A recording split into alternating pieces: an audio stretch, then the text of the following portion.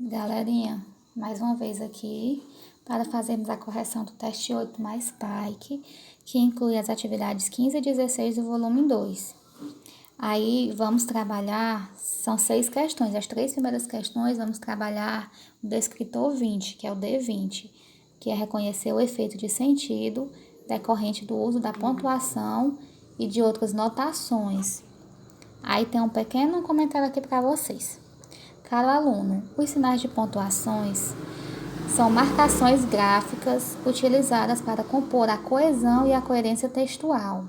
São recursos característicos da linguagem escrita que auxiliam, por exemplo, a dar sentido às frases, a definir a entonação de leitura, a destacar palavras, expressões e orações, desfazer possíveis ambiguidades e até mesmo a transmitir sentimentos. A pontuação funciona como uma espécie de sinalização, guiando e organizando o texto a ser lido. Entre os sinais de pontuação mais utilizados estão o ponto, a vírgula, o ponto e vírgula, os dois pontos, o ponto de exclamação, o ponto de interrogação, as reticências, as aspas, os parênteses e o travessão. Além dos sinais de pontuação, existem outros recursos que possibilitam uma leitura que transborda o texto e auxilia o leitor na construção de novos significados. Nessa perspectiva, o conhecimento de diferentes gêneros textuais proporciona ao leitor o desenvolvimento de estratégias de antecipação de informações que o levam à construção de sentidos. Em alguns gêneros textuais, principalmente os multimodais, ou seja, que alinham linguagem verbal e não verbal, como a charge, os quadrinhos e a propaganda, são utilizados diversos recursos expressivos, como caixa alta, que é geralmente utilizada para sinalizar que um personagem está falando muito alto, negrito, itálico, sublinhado, entre outros. O gênero poema também lança mão desses recursos, o que exige uma leitura atenta e sensível para que sejam percebidos os efeitos subjacentes ao texto. É importante salientar que tanto os sinais de pontuação quanto os recursos expressivos podem expressar sentidos diversos, ou seja, vários sentidos. O ponto de exclamação, por exemplo, nem sempre indica surpresa. Um tamanho maior de fonte pode indicar algo além de uma fala em destaque. É preciso estar atento à maneira como esses elementos constroem a significação na situação comunicativa na qual estão inseridos.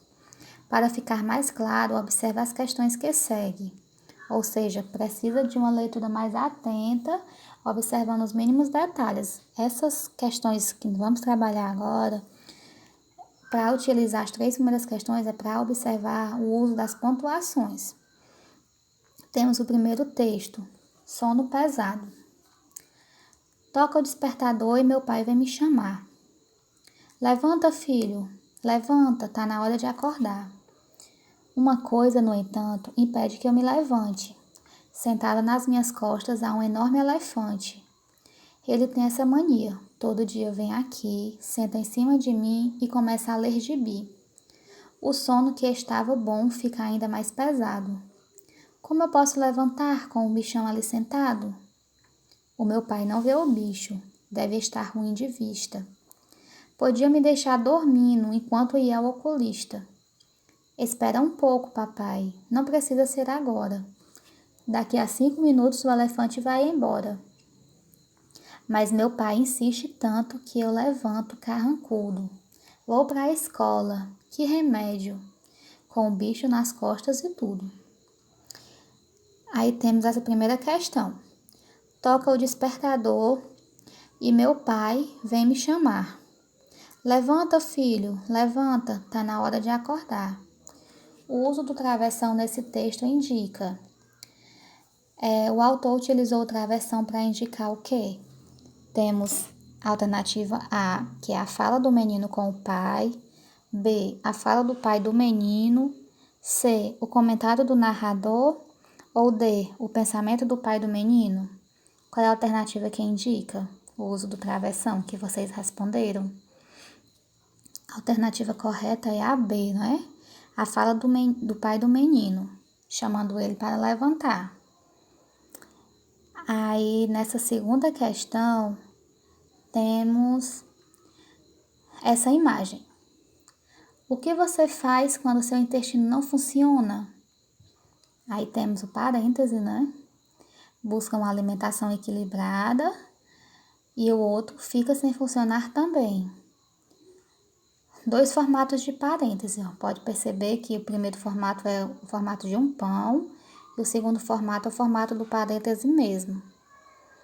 Aí a segunda questão pergunta: o uso dos parênteses no formato de pão, de forma antes da frase, busca uma alimentação equilibrada, reforça a ideia de que é o pão do anúncio. Qual foi a intenção do autor utilizar o parêntese no formato de um pão? Reforça a ideia de que A. Apresenta um formato que facilita seu consumo. B. Contribui para o bom funcionamento do intestino. C. Faz as pessoas emagrecerem rapidamente. Ou D. Possui ingredientes que não são encontrados em outros pães. Qual é a alternativa correta? B, não é? Contribui para o bom funcionamento do intestino, tá bom? Agora temos essa tirinha. O homem e a mulher, né? A menina e o homem. Malu, fiz um quadrinho da minha batalha com a barata. O que achou? Batalha? Tô achando que na barata tem músculos demais. E em você, bem tremedeira e choro de menos. Quem ganha a guerra conta a história. Mão acima da cintura, ainda tá tremendo. Água com açúcar, voz fina, em si gemou, xixi do medo. Aí temos a terceira questão. O uso das aspas na palavra batalha, no primeiro quadrinho, indica que a menina... O que é que indica? Que a menina fez o quê? A. Confirmou o ato de heroísmo do pai ao se libertar da barata. B. Demonstrou pouco interesse em ouvir a história do pai. Ou D. Repetiu de forma irônica a palavra utilizada pelo pai.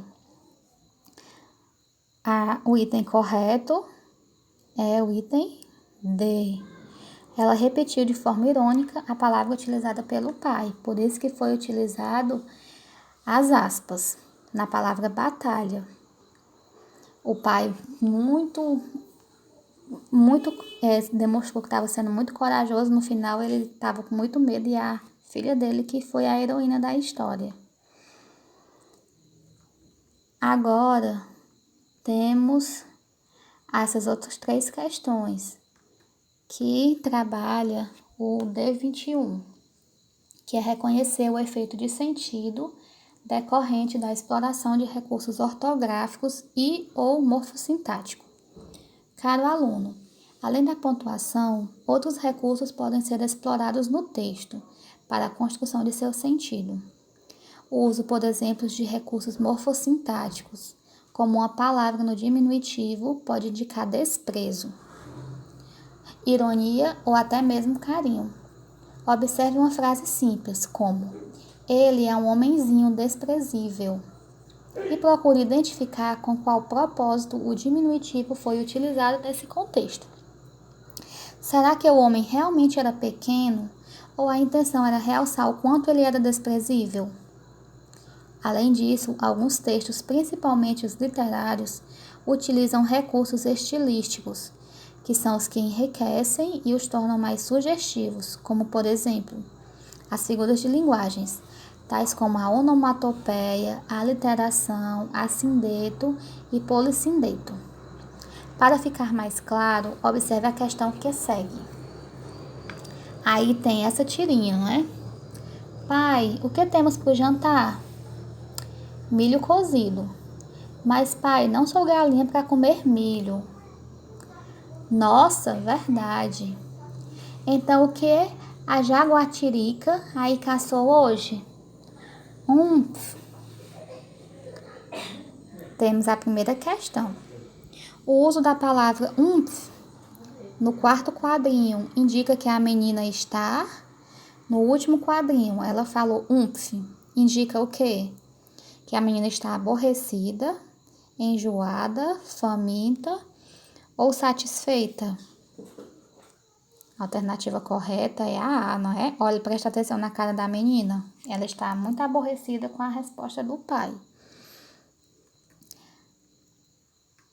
Agora tem o texto, leia o texto abaixo, saúde. É uma coceira que sobe, desce e de repente desaparece, mas logo volta, mais insistente. E a gente, ora essa, um lenço depressa, faz ali, atim. Segunda questão, pergunta. Por que o ator escreveu a palavra atim dessa forma no poema? Qual foi a utilização? Por que foi que ele escreveu essa palavra? Aí você volta lá no poema novamente e fala de quê? Da gripe, né? Então a resposta correta é: ele utilizou para mostrar o espirro, para demonstrar o som do espirro. Aí tem o próximo texto, São Francisco. Lá vai São Francisco, pelo caminho de pé descalço, tão pobrezinho, dormindo à noite junto ao moinho, bebendo a água do ribeirinho.